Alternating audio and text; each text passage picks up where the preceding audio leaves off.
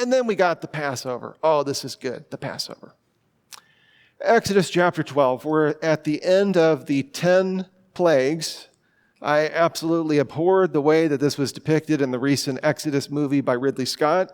Fantastic director. Love Ridley Scott. Terrible movie. Stick to the story, right? If you're going to do a story of a historical book, stick to the story. If you want to expand on the story where the story doesn't teach on it, that's fine. You can do that. But don't change the story.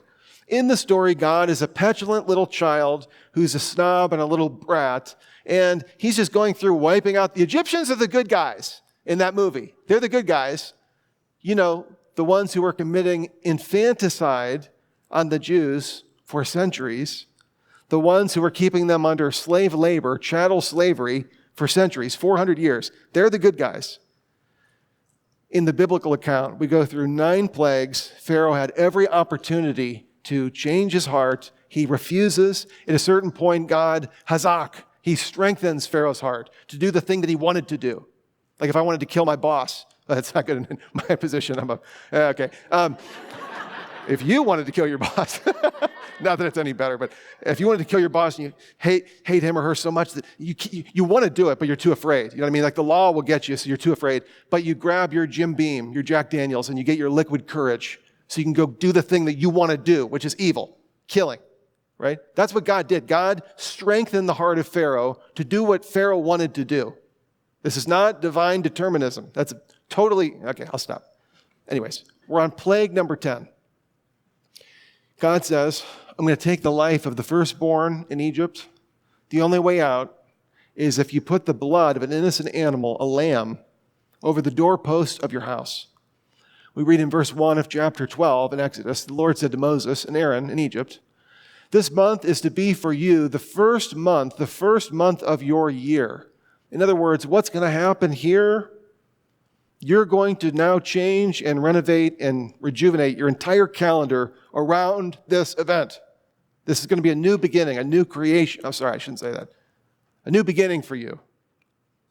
Tell the whole community of Israel that on the 10th day of this month, each man is to take a lamb for his family, one for each household.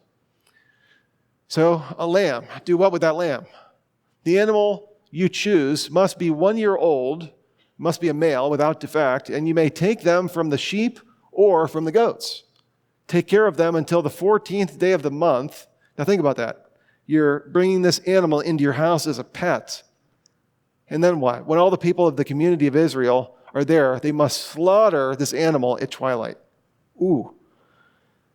Killing this innocent animal in the white fur and wool or whatever, and this is the little pet of the house, and now we're killing it. And now what are we going to do with it? We're just going to put it in the trash or something, right? Well, then they are to take some of the blood and put it on the sides and tops of the door frames of the houses where they eat the lambs.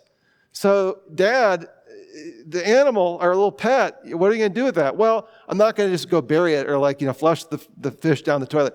I'm going to take it, and I'm going to get the blood, and I'm going to take it, and I'm going to put the blood over the lintels of the house. The kids would just be screaming at this, but what are you doing? Why are you doing that?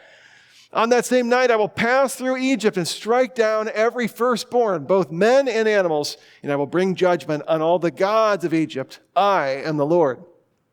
So God's going to come in, and he's going to bring death. And what's the way out of death? The blood of the Lamb. Then we read, the blood will be a sign for you on the houses where you are. When I see the blood, I will pass over you. There's that term.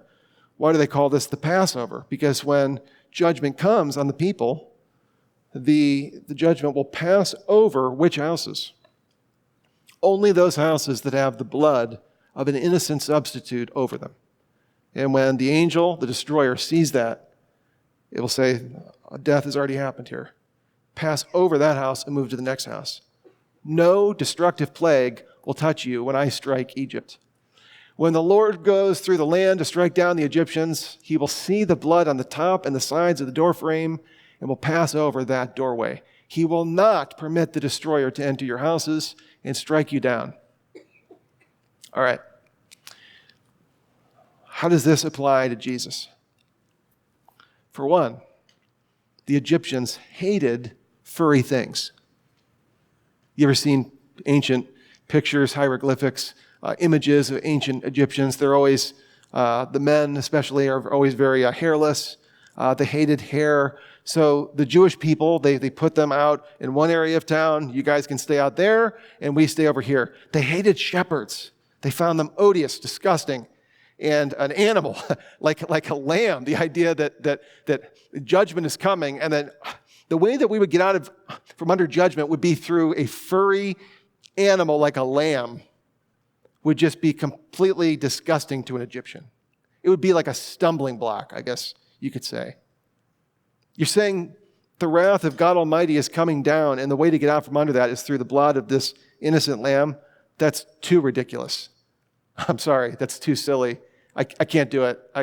I know, like we can do it. Like on the night of the 14th, I know we can go out and we can get the lamb and we can put the blood over the lintel of the house. I know we can do that, but that's just, I'm a very sophisticated person, and I'm very educated, and I'm an Egyptian. I'm very wealthy. And the idea that the way that we get out from under the judgment of God is through an innocent lamb, that's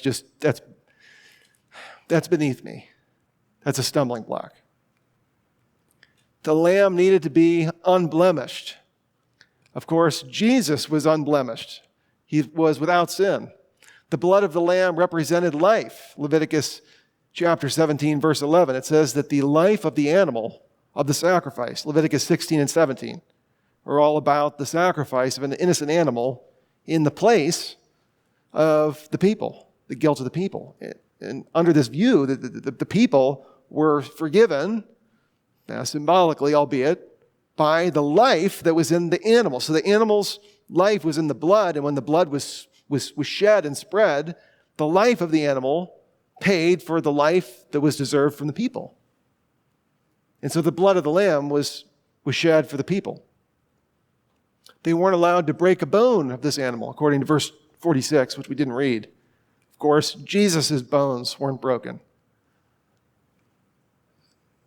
There's a lot of similarities. We could go into these more so. However, let me just say this. When Jesus of Nazareth was on earth, what was his final meal that he ate with his disciples? The Passover. This meal.